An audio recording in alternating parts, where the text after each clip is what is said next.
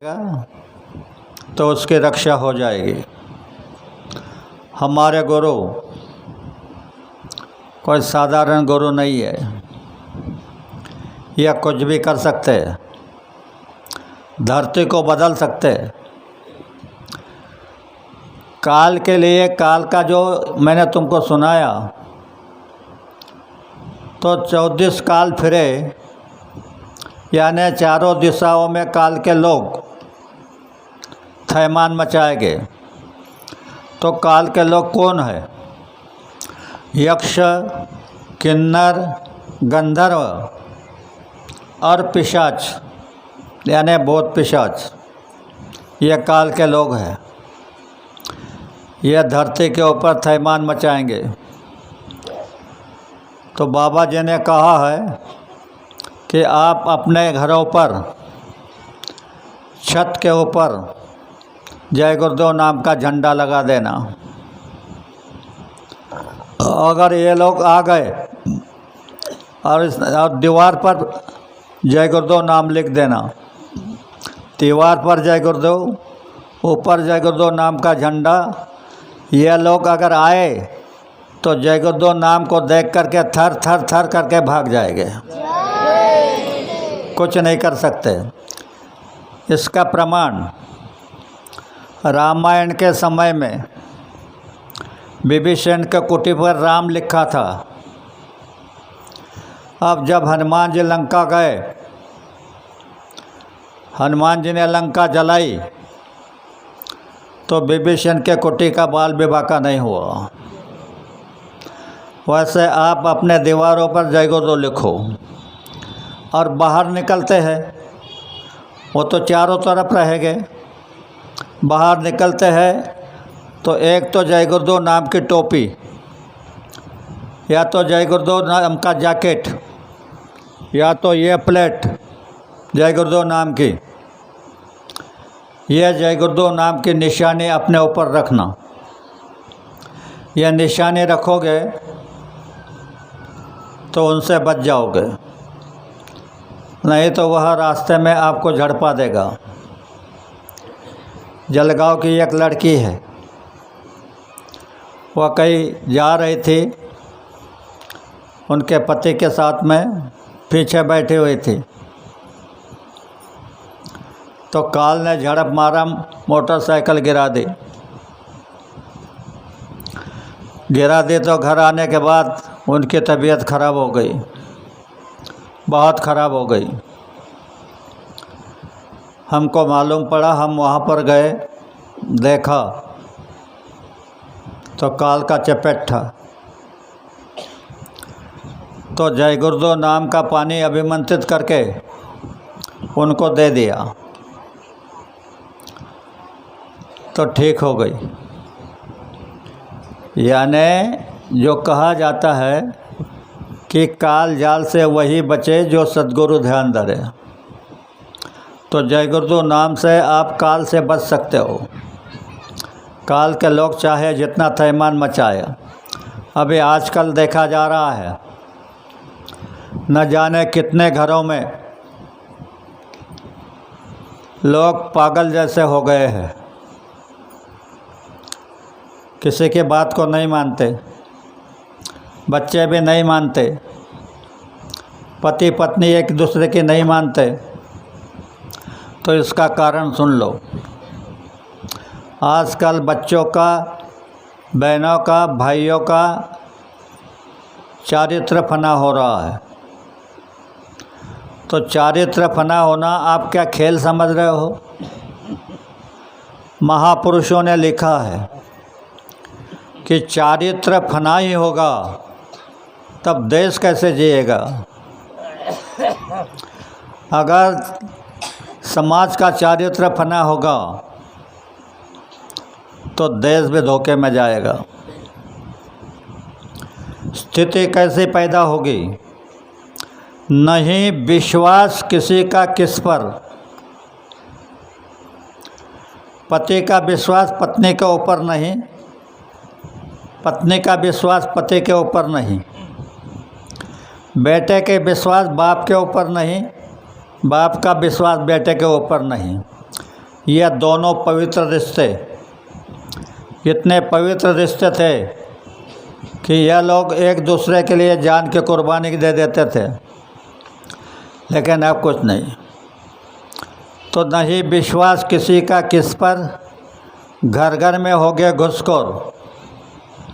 बेडर को अदब नहीं किसका, मनमानी ही करेगा तो देश कैसे जिएगा। आज के लड़के बेडर है, माँ बाप का अदब नहीं, बुजुर्गों का अदब नहीं, महापुरुषों का अदब नहीं, मनमानी कर रहे हैं। अदब नहीं किसका, मनमानी ही करेंगे तो देश कैसे जिएगा। आगे की पंक्तियों में लिखा है, पानी ही जल जाए तब कैसे। ये जो पानी है ये ऊपर का ऊपर चला जाएगा, नीचे का नीचे चला जाएगा, तो क्या होगा। तो कहा कि पानी ही जल जाए तब कैसे, पंडित ही गलत करे तब कैसे। समाज को धर्म का प्रबोधन करने वाले पंडित अपने पेट के लिए गलत बात करेंगे तो देश कैसे जिएगा। राजा ही भक्ष भरे तब कैसे, राजा प्रजा के रक्षक होते और वही भक्ष भरने लग जाएंगे, टैक्स के ऊपर टैक्स लगाने लग जाएंगे तो क्या होगा। और साधु ही भोगी बनेगा तो देश कैसे जिएगा। ये सारे आप टीवी चैनल पर सुन रहे हैं कि देश में यही हो रहा है, तो इसका मतलब है कि विनाश लीला होने वाली है। ये विनाश लीला से बचने के लिए जो इनकी शरण में चले गए तो ये रक्षा कर लेंगे। वादा किया है, मैंने जिनको नाम का दान दिया है उसमें से एक भी जीव धरती पे रह जाएगा तो मैं यहाँ से जाने वाला नहीं। यानी जितने जीवों को नाम दिया है उन सबको अपने देश पहुँचा दूँगा, दूसरे को नहीं। दूसरे ने किसी ने नाम दिया है तो वो जाने, लेकिन गुरु महाराज ने जिनको नाम दिया है उनको अपने देश पहुँचाने का वादा उन्होंने किया है। तो प्रेमी भाइयों और बहनों, आप गुरु महाराज के आदेश का पालन करो तो तुम्हारी रक्षा हो जाएगी। और मैं आज भी आपको संकल्प दूंगा, क्योंकि मैंने फैसला किया कि नए लोग आए हैं, इनको संकल्प मिल जाएगा तो ठीक है। तो एक बात सुनो, इस गांव में गुरु महाराज 2012 को आए थे, 13 को नहीं, 12 को आए थे। 12 फरवरी। हाँ 13 तारीख थी। हाँ 13 तारीख से 13 में आए थे और जंगल में पड़ाव था।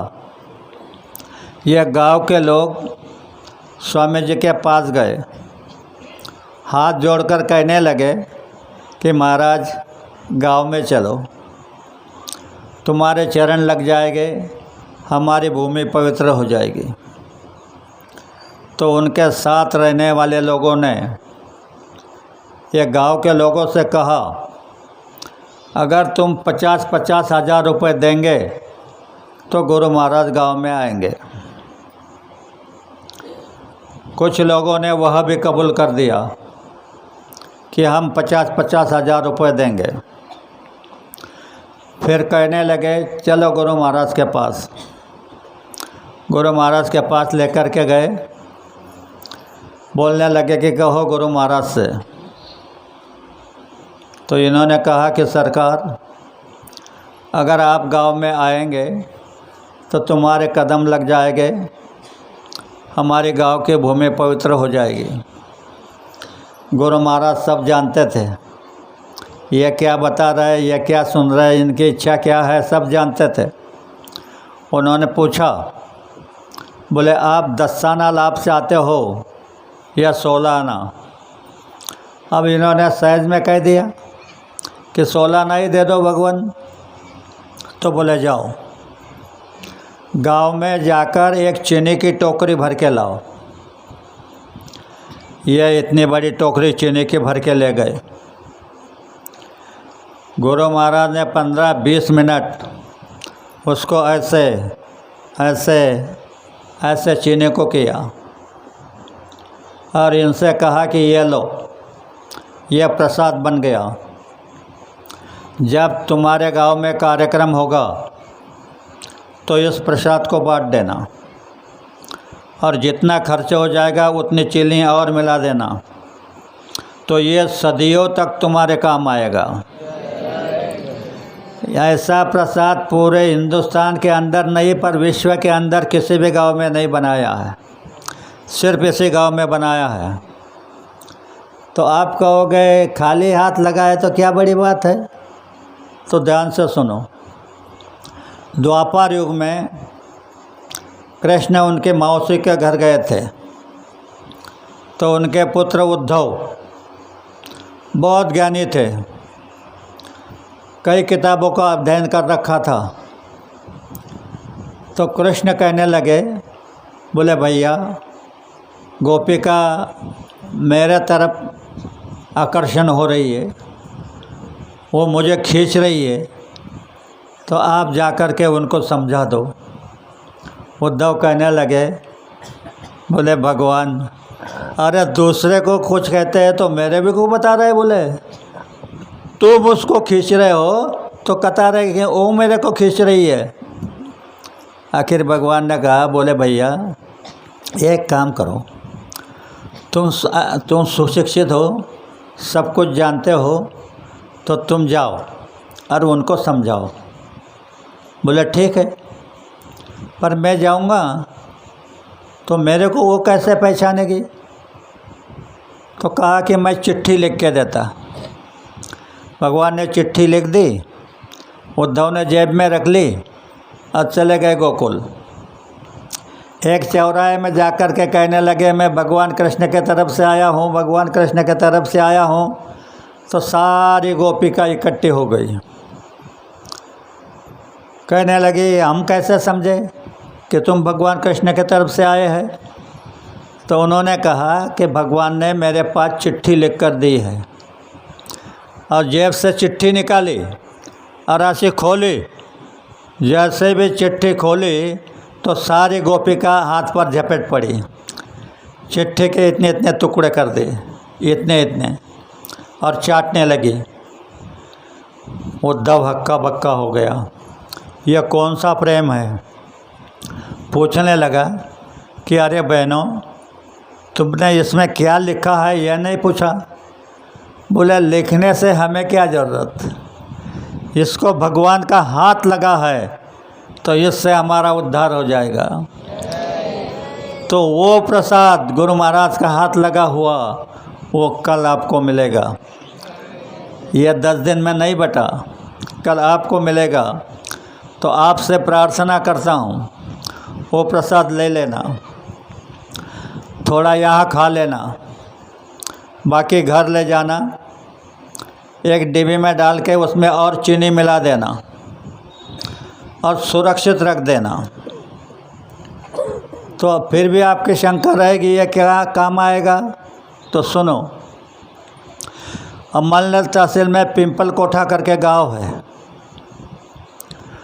वहाँ पर एक लड़की बीमार हो गई। उसको छोटे छोटे 2 बच्चे थे। सास ससुर ने उनको मायके पहुंचा दिया। उसके माँ बाप ने थोड़ी खेती थी बेचकर लगा दी, फिर भी तबीयत ठीक नहीं हुई। उसका खाना पीना बंद हो गया। यह उबक गए। उसकी साड़ी इस खंभे को उस खंभे को बांधकर साड़ी में उसको जाल देते थे और झोंका देते थे। खाना पीना उसका बंद हो गया था। तो वहाँ पर हमारे बुद्धगांव के रमेश भाई है, उन्होंने खेती की है, वो वहाँ पर जाते थे। तो उन्होंने उनको बुला लिया, कहने लगे, बोले भाई तुम्हारे गुरु का बहुत महिमा बताते हैं।